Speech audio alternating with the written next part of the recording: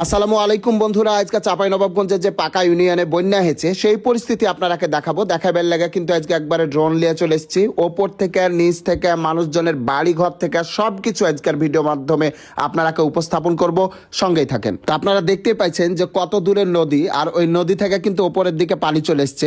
এই যে গ্রামের বাড়িগালা মানে যে পাকা ইউনিয়নের মধ্যে পড়ে দুর্লভপুর কহেন বা এই যে বিষয়গুলো, তো যাই হোক এই ইউনিয়নের মানুষজন কিন্তু এখন পানিবন্দী, মানে চারদিকে পানি। তো আমরা নৌকা ভাড়া করেছি। নৌকা যদিও হচ্ছে এখানে একটু মনে হয় বেশি ভাড়া চাইছে, তারপরেও কিন্তু লিয়া এই যে ভাটা টাটা গেলা সব ডুবে গেছে, বাড়িঘর স্কুল সবকিছু আপনারা দেখতে পাচ্ছেন এগুলাও ডুবে আছে। আর এই যে বাড়িগালা দূর থেকে লিচি ক্যামেরাতে আর ড্রোনে তো আপনারাকে দেখাবই।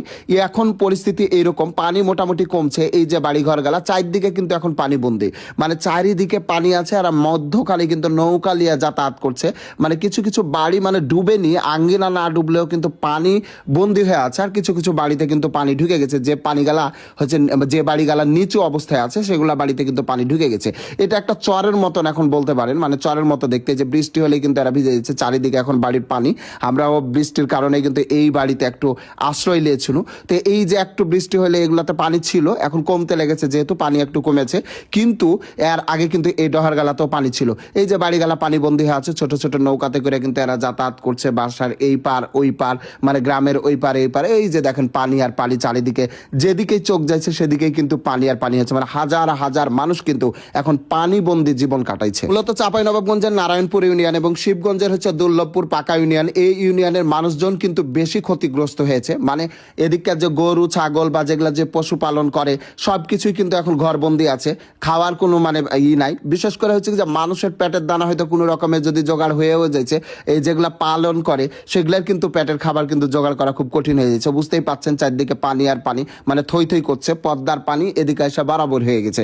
এইরকম একটা অবস্থা, পানিবন্দী হয়ে আছে। তো এই যে গ্রামগালা দেখতে পাচ্ছেন পানিবন্দী, মানে পানি আগনাতে না ঢুকলেও কিন্তু পানিবন্দী থাকাও একটা খুব কষ্টকর। নতুন বাড়ি তৈরি করতে করতে কিন্তু চলে গেছে। ওপর থেকে দেখাচ্ছি 2-3টা গ্রাম কিন্তু এখন একবারে ডুবে আছে সুন্দরভাবে, মানে চারিদিক পানিবন্দী হয়ে আছে। তো যাক, আপনারা যারা ত্রাণ সহযোগিতা দিতে চাইছেন তারা কিন্তু নিজেই চলে যেতে পারেন, কয়েকজন মিলা কিন্তু সমন্বয় করেও যাইতে পারেন, সহযোগিতা করতে পারেন। মেলায় পরিবারের প্রয়োজন আছে, মেলায় পরিবারের হয়তো প্রয়োজন নাই, যার প্রয়োজন নাই তারা লিবে না আপনার কাছে। তো আমরা আজকে শুনি এই পরিস্থিতি দেখুন, আপনারাকেও দেখাইনু।